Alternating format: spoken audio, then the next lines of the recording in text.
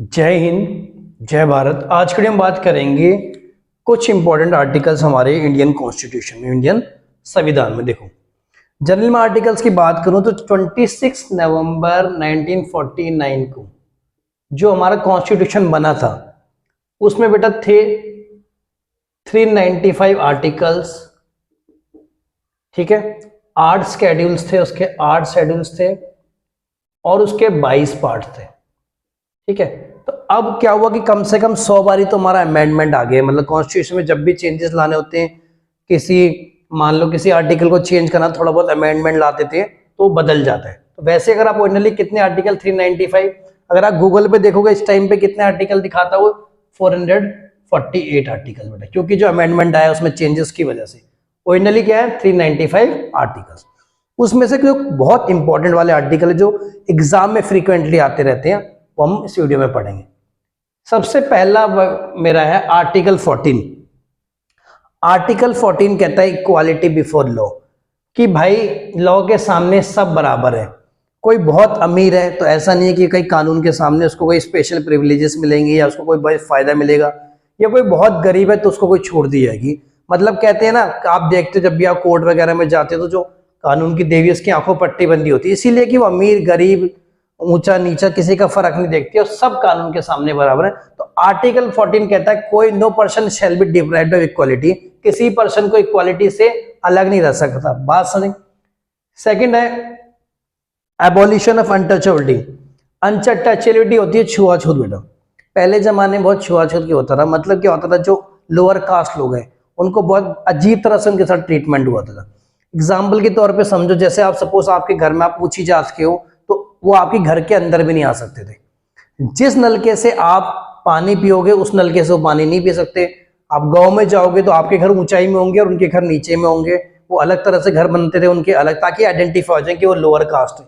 तो ये आर्टिकल 70 कहता है किसी भी अनटचेबिलिटी किसी भी फॉर्म में इलीगल है और किसी के साथ भी अनटचेबल वाला भेदभाव नहीं करा जाना चाहिए। हालांकि हमारा इंडिया में ऐसा होता रहता है, रेगुलरली होता रहता है, बट ये अगेन एक आर्टिकल 70। नेक्स्ट है आर्टिकल 19। आर्टिकल 19 है मेरा freedom of speech and expression. आप अपनी कोई भी बात बिना किसी डरे बिना किसी हिचक के लिखते हो, चाहे रिटन फॉर्म में लिखो, चाहे इलेक्ट्रॉनिक मीडिया के थ्रू लिखो, चाहे न्यूज़पेपर के लिखो, चाहे बुक्स के थ्रू लिखो। देखो आप अपनी, जैसे आप फेसबुक पे मान लो किसी की वीडियो पे आपने कोई कमेंट करा तो ये एग्जाम्पल है आपका freedom of speech and expression पे। इंस्टाग्राम है, ट्विटर, आप कोई भी बात जाके लिखते हो, या यूट्यूब पे आप कोई वीडियो बनाते हो किसी के खिलाफ, तो ये सारे के सारे क्या कहते हैं freedom of speech and expression. Next है मेरा आर्टिकल 12 या आर्टिकल 12। स्टेट की डेफिनेशन बताता है। कहता है स्टेट का मतलब क्या है। स्टेट में सारे पार्लियामेंट होंगे, लेजिस्लेटिव असेंबली होगी और सारे के सारे यूनियन होंगे, और सारे के सारे किसके अंदर आएंगे, एक स्टेट की डेफिनेशन में। मतलब आर्टिकल 14 बताता है इक्वालिटी बिफोर लॉ, आर्टिकल 17 बताता है अनटचेबिलिटी, आर्टिकल 19 बताता है freedom of speech and expression, article 12 बताता है definition of state. Next article 21 protection of life and personal liberty. मतलब कह रहे हैं कोई भी पर्सन है उसको डिप्राइव नहीं किया जाता, वंचित नहीं करा जाता कि लाइफ के प्रोटेक्शन से या लिबर्टी है उसकी, जो मतलब अधिकार छीन नहीं सकते। लिबर्टी मतलब होता है मेरे भाई फ्रीडम। तो जो भी अधिकार दिए गए हैं भारत सरकार के द्वारा या भारत संविधान के द्वारा, उनसे कोई इसको छू नहीं सकता, उससे छीन नहीं सकता। जैसे आपके फंडामेंटल राइट्स बोलूं, 6 फंडामेंटल राइट्स है ना, वो एग्जाम्पल है आपके लाइफ एंड पर्सनल लिबर्टी।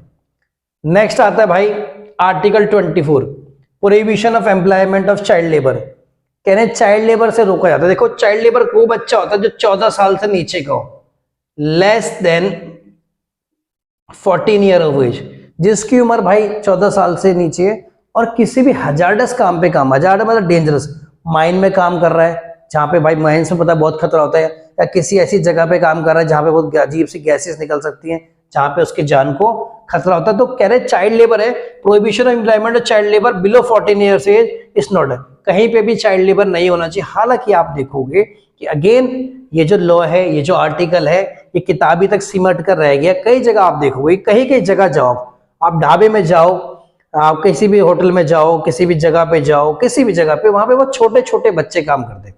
भाई रीजन क्या है? देखो यार, मान लो सपोज ढाबे में मैं कर रहा हूँ, मैं बर्तन मांज रहा हूँ, तो उसी काम के मैं लूंगा 8 या 10,000। भाई एक आदमी तो इतने पैसे लेगा।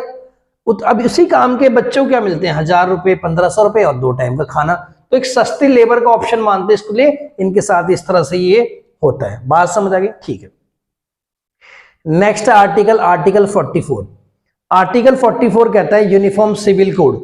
मतलब क्या कहता है कि जितने भी सेक्शंस ऑफ सोसाइटी हैं, जैसे हिंदू, मुस्लिम, सिख, ईसाई, सबके लिए एक लॉ है, सबके लिए एक लॉ बराबर है।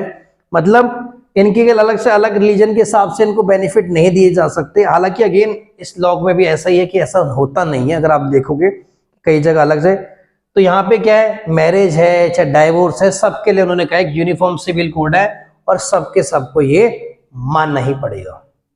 नेक्स्ट आर्टिकल मेरा है article 52। Article 52 deals with the president. कहते हैं प्रेसिडेंट ऑफ इंडिया होना चाहिए जो हमारा हेड होगा, ठीक है, ये ठीक है।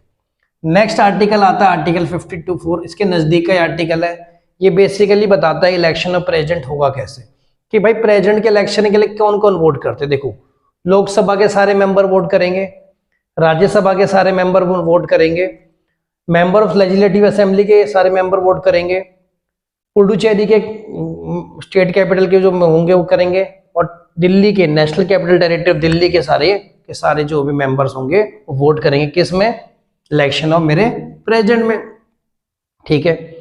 नेक्स्ट है मेरा आर्टिकल 63। आर्टिकल 63 कहता है वाइस प्रेसिडेंट के बारे में, कहेंगे there shall be a vice president of India. अब वाइस प्रेसिडेंट कब ऐसा प्रेसिडेंट एक्ट करेगा, मान लो प्रेसिडेंट की कभी डेथ हो जाती है, सडन डेथ हो गई या रेजिग्नेशन दे दिया, तो जिस टाइम तक दोबारा से इलेक्शन हो तब तक वैसे vice president of India act करेगा ऐसा प्रेसिडेंट, ठीक है। नेक्स्ट है आर्टिकल 66 क्या कहता है, election of vice president. Election of vice president में क्या होगा, दोनों हाउस मेंबर के होंगे हाउसेस के, और एक सिंगल ट्रांसफरेबल वोट से ये करते हैं, means of a single transferable vote. Next है आर्टिकल 79। आर्टिकल 79 बात करता है कि किस तरह से मेरा पार्लियामेंट का कॉन्स्टिट्यूशन होगा। पार्लियामेंट देखो बना किस किस से होता है, प्रेसिडेंट से, लोकसभा से और राज्यसभा से, तो ये बेसिकली इसकी बात है। नेक्स्ट आर्टिकल 80 बताता है composition of Rajya Sabha. Composition of Rajya Sabha मतलब कैसे, राज्यसभा में कितनी सीटें होंगी, टोटल राज्य एट प्रेजेंट कितनी है, 250 है, और कम से कम इसमें 12 जो है मेंबर्स वो कौन नॉमिनेट करता है, प्रेसिडेंट करता है, ठीक है। नेक्स्ट है आर्टिकल 81। आर्टिकल 81 बताता है कंपोजिशन लोकसभा की। लोकसभा की कंपोजिशन क्या है, 550 मेंबर्स, इसमें 550 सीटों पे चुनाव लड़ा जाता है, 2 एंग्लो इंडियन कम्युनिटी के भी हैं। नेक्स्ट है मेरा आर्टिकल 124। आर्टिकल 124 कहता है there shall be a supreme court होगा, एक सुप्रीम कोर्ट होगा। अच्छा, सुप्रीम कोर्ट में हमारे कितने जजेस होते हैं आप मुझे बताओ। हमारे होते हैं देखो 33 होंगे जजेस, और एक होगा चीफ जस्टिस ऑफ इंडिया, एक होगा मेरा चीफ जस्टिस ऑफ इंडिया, और इन 33 जजेस को कौन अपॉइंट करता है, हमारा प्रेसिडेंट।